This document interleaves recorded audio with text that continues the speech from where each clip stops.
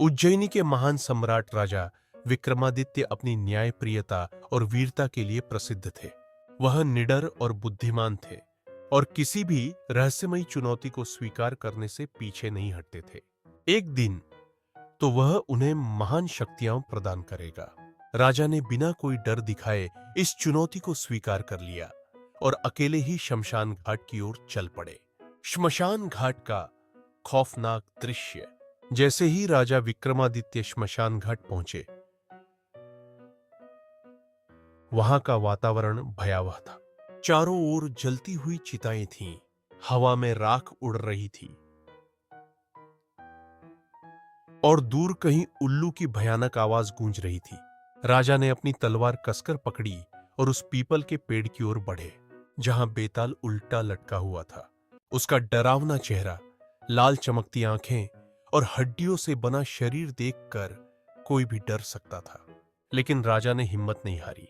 उन्होंने बेताल को जोर से पकड़कर अपने कंधे पर डाल लिया और श्मशान घाट से वापस लौटने लगे। बेताल की चालाकी। बेताल कोई साधारण प्रेत नहीं था।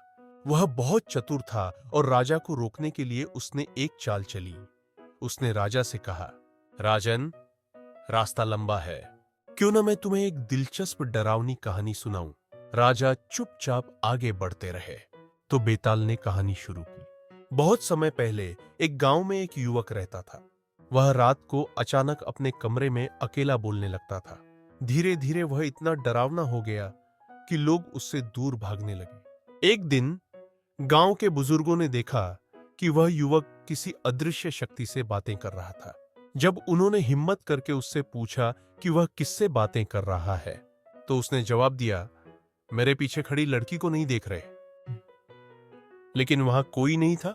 बेताल ने रुककर पूछा, राजन, बताइए कि उस युवक के साथ क्या हुआ होगा। राजा विक्रमादित्य बुद्धिमान थे।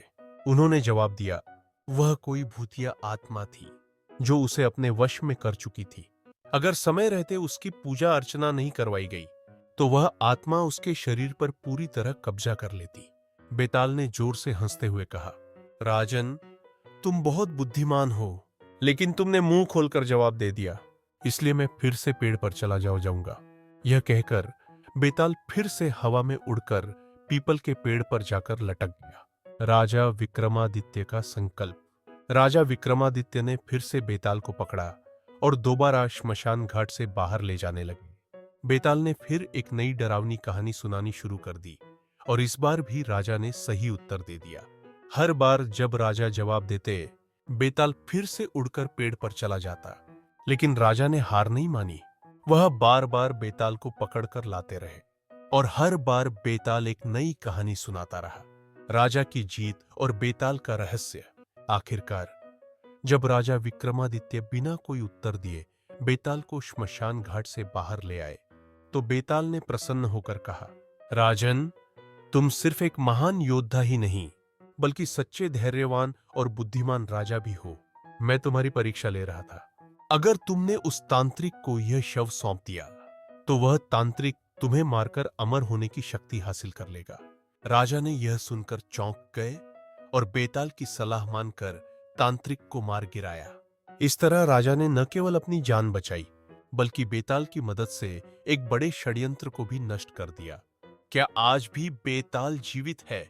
लोग कहते हैं कि बेताल आज भी किसी रहस्यमयी जगह पर मौजूद है और जो भी उसकी कहानियों को सुनने की हिम्मत करता है, उसे डर और रहस्य की अनोखी दुनिया में ले जाता है। अगर बेताल आज भी होता, तो क्या आप उसकी कहानियों को सुनने की हिम्मत रखते?